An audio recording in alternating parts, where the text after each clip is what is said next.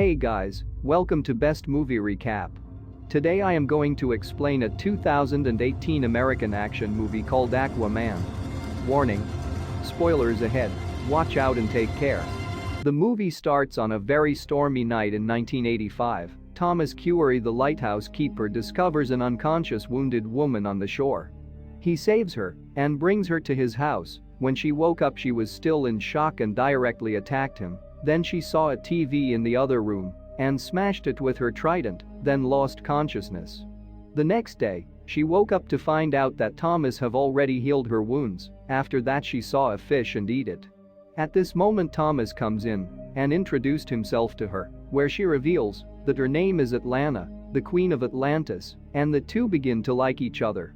Thomas and Atlanna spend the next few years together, and they become parents to a son named Arthur.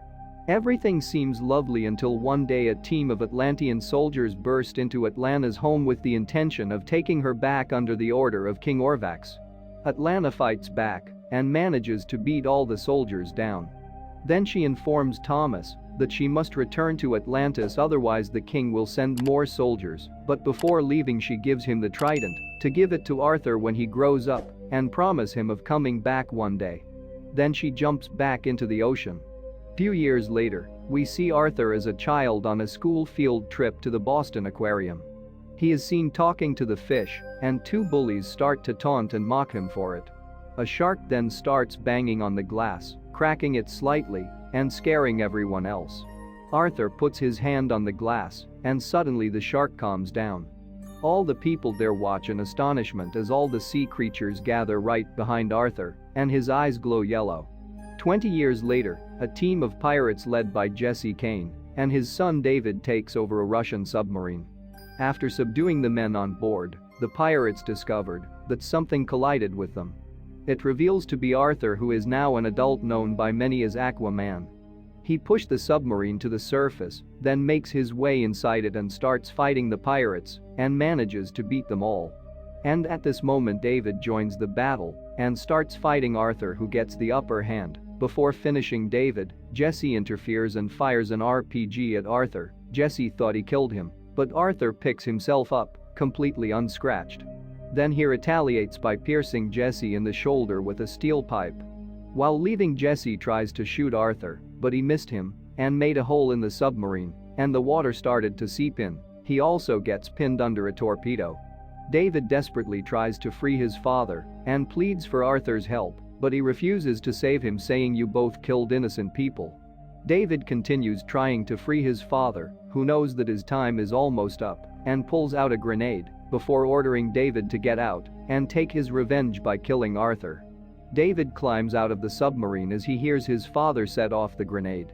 He gets away in another submarine, while Arthur rescues the other Russian crewman. After that, he joined his father, who was waiting on the docks for Atlanna as he usually did during the past years. The two went to a bar where they see a news report of Aquaman's heroics. Thomas knows it was Arthur. He feels proud of his son and reminds him how he is meant to unite both the surface world and the kingdom of Atlantis. Then a group of bikers approaches Arthur, seemingly looking for a fight, but they actually just want to take pictures with him. Down in Atlantis, Arthur's half-brother Orm is with Arthur's mentor Nuidus Vulko as they prepare to meet with King Nereus of Zebel. Orm wants Nereus to form an alliance with him in a supposed effort to unite the other kingdoms of the sea, but Orm really wants an excuse to attack the surface world, believing they will strike upon Atlantis first. Nereus is also aware of Arthur's existence, but Orm refuses to acknowledge his half-brother or that his mother lived among the surface dwellers. At this moment, a blast hits the area and a submarine comes in for an attack. Orm and Nereus round up their forces to strike back, and Orm manages to send the submarine crashing to the lowest depths of the ocean. Nereus is then convinced to side with him as they prepare to send a message to the surface. Later on that night, while Arthur and his father were leaving the bar, Princess Mera, the daughter of Nereus, approached him and warned him that Orm is planning to wage war on the surface and billions of people will die on both sides. Arthur doesn't seem interested, even as Mera tells him that Vulko has found a path to the long-lost trident of Atlanna, which can be used to defeat Orm and allow him to claim his place as king of Atlantis. But Arthur refused and said, "If Orm attacks, I will treat him exactly the same way your people treated my mother, with no mercy." Meanwhile, in the North Sea, Orm and his commandos meet with David. He hands him a bag full of gold coins, but David said, "I don't need your money, I want Aquaman." And from here we realized that Orm was the one who hired David and his father to steal the submarine to use it as an excuse to attack the surface. In the meantime, a massive tidal wave heads toward the mainland as Arthur was driving his father home. He tries to avoid it by driving fast, but it strikes their truck and pulls him out. He swims back looking for his father, but he couldn't find him. Suddenly Mera show up and help him. She was able to get Thomas out of the water and helped him to breathe after pulling the water off his body. Then they all look at the shore, where we can see all the warships and submarines crushed there. Mera tells Arthur this is just the start. At this moment Arthur accepts to join her to stop Orm. The two head toward a cliffside to dive into the ocean, the same place where Vulko taught Arthur how to swim and master his Atlantean instincts. Arthur and Mera jump to the ocean, then ride her watercraft. Mera shows him Atlantis for the first time, then she took him to a sunken ship to meet Vulko, who tells Arthur that the legend of Atlan's trident is real. It belonged to the founding king Atlan, and it was forged from powerful steel, designed to allow someone worthy to rule over Atlantis. After that, he tells him the story of Atlantis, the city that prospered on the surface and made impressive technological advancements, but their drive for power ultimately brought their downfall, and Atlantis sunk to the bottom of the ocean. However, their advancements also helped Atlanteans to evolve and breathe underwater, while others regressed and mutated into monstrosities. Then Atlan spends the rest of his life in exile. Vulko provides Arthur and Mera with a cylinder to find the final resting place of Atlan, just before they are attacked by soldiers. Mera and Vulko escapes, while Arthur fight them and manage to beat some soldiers, but another more powerful group led by Merc arrive and capture Arthur. Arthur is brought before Orm, where he meets his brother for the first time. Orm thinks that his mother was executed for bearing a child from the surface and blames Arthur for her death. He also explains his position and hatred for the surface world due to the harm that they have inflicted upon the oceans. Then he offers to let Arthur leave and never return, but Arthur challenges him to a duel. Despite objections from Vulko and Mera, Orm accepts. Arthur gears up for the duel, wielding his mother's trident. Meanwhile, Orm gives to his betrothed Mera a bracelet that he says belonged to his mother Atlanna. On the other side, Vulko asks Arthur if he remembers all what he taught him. Then a flashback shows Vulko training him to properly use his mother's trident, then show him a move that creates a type of water shield. Young Arthur believed that Atlanna abandoned him because she didn't love him or his father, but Vulko told him that she was executed by being fed to the creature of the trench.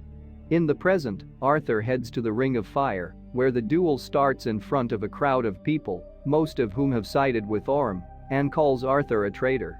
Arthur puts on a respectable display of force against Orm, who attempts to drag him down into the lava to kill him, but Arthur escapes. Then Orm uses his trident to destroy Arthur's trident. Mera intervenes and takes Arthur out of the arena before Orm can strike a fatal blow. The two escape in her watercraft. Orm and his men follow them and shot down their ship, but Arthur and Mera escape and Orm believes that they were killed. But the two hide in the mouth of a whale that Arthur summons so that it can take them somewhere safe above the surface. After that, Orm finds out that Mera is still alive and knows her location with the bracelet he gives it to her earlier. He orders his commandos to find them and kill them, but Nereus forces Orm to ensure that Mera is brought back safely, otherwise he will no longer support him. Orm then goes to contact David and allows him to lead the commandos to find Arthur and Mera, and he equips him with Atlantean weaponry to ensure that David will be able to kill Arthur and Mera. David does some personal tweaking to the weapons and suits to his own liking. Meanwhile, Arthur and Mera board a plane to take them to the desert, and they jump out with no parachutes. Mera tells Arthur that the desert was once covered by the ocean, and they walk until they fall down a hole that brings them to an old temple where Atlan's trident was forged. Mera places the cylinder down on a round platform, but nothing happens until she realizes it must be activated with water. After doing so, it activates a holographic message from Atlan with instructions on how to locate the trident.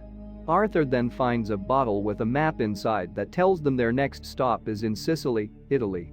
On the other side, Orm meets with the Fisherman King in an attempt to get him to join forces, but the king refuses, and Orm kills him in front of his wife and daughter.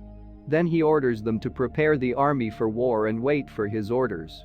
At this moment Arthur and Mera arrive in Sicily, where they briefly indulge in the activities among the surface dwellers. Arthur gives red flowers to Mera, who thought it is food, and eat it. Then they find a spot among the statues of past leaders. Arthur figures it out by putting the bottle in the hand of the statue of Romulus, according to Atlan's message. When placed there, Arthur and Mera see the direction of the trident's location. At this moment, David, who is now calling himself Black Manta, comes with his commandos and attacks them. He fires a laser from his helmet at Arthur. Mera takes on the commandos, while Arthur fights Black Manta. She kills off a few and finishes the rest by manipulating red wine and using it as a weapon to kill them. Arthur manages to send Black Manta flying and accidentally blasting himself with his own laser before he falls into the ocean. Then Mera rushes to help Arthur, and at this moment she realized how Orm was able to track them. After that, she treats Arthur's wounds, and the two sail to the trench. He tells her how he feels responsible for David becoming his enemy after refusing to save his father. Arthur said he is not worthy to be a leader nor a king, but Mera assures him he is wrong and that he is the bridge between man and the sea. Back in Atlantis, Orm is planning his invasion of the surface with his newly united tribes. He finds out that Vulko was working against him, and he orders his men to imprison Vulko. As they sail through a storm, Arthur and Mera are attacked by the hideous creatures of the trench. They fight back, but a huge horde appears and destroy the ship, forcing them to jump in the water. Just when it looks like they are doomed, they are pulled out of harm's way by a mysterious being who takes them deep into the trench and up into a tropical chamber with breathable air. It reveals to be Atlanna. Arthur embraces his mother for the first time in years. He also tells her how his father has been waiting for her to return after all this time. Atlanna tells Arthur and Mera how she escaped her execution and has been stranded in an uncharted sea.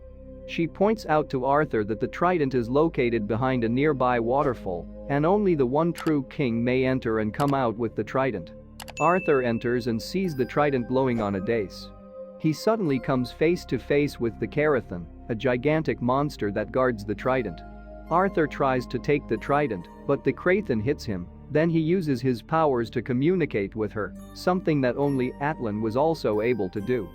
The Carathan asks Arthur what makes him worthy of wielding the trident. He says he is not worthy and that he only wants to save both worlds. The Carathan is convinced and allows Arthur to take the trident from Atlan's skeleton, giving him greater power and a new suit of gold and green. Going back to Atlantis, Orm is now calling himself the Ocean Master, and his forces gather to launch their attack on the surface. A climactic battle begins as Arthur and Mera lead their own forces of sea creatures, including the Carathan, to fight back and subdue Orm's army. The creatures take out Orm's men, leading the other Atlanteans to renounce their loyalty to him. Orm then fights Arthur once again, only this time, Arthur forces Orm to the surface to fight on his own turf. Arthur utilizes the trident's power to his advantage, then by using Vulko's move, he manages to beat Orm and shatters his trident, leaving him on his knees. Arthur decides to spare Orm's life, even as he demands to be killed. In the meantime, Atlanna rises from the ocean to greet Orm and the two embrace. Vulko orders the commandos to arrest Orm, and he goes willingly. Arthur tells Orm that he is willing to talk to him when he is ready. The Atlanteans then accept Arthur as their new king. Going back to the lighthouse, Thomas was going to the docks once again, just to be surprised by Atlanna, who finally returned to him. In the last scene of the movie, David is shown to be alive, and he is found by Stephen Shin, a conspiracy theorist obsessed with Atlantis and Aquaman. When David wakes up, he finds Stephen checking out the Atlantean weapon. David offers to show him how it works if he helps him to find a way to kill Aquaman. Thanks for watching. If you liked the video, put a like and share it. Also, don't forget to subscribe for more. Have a great day.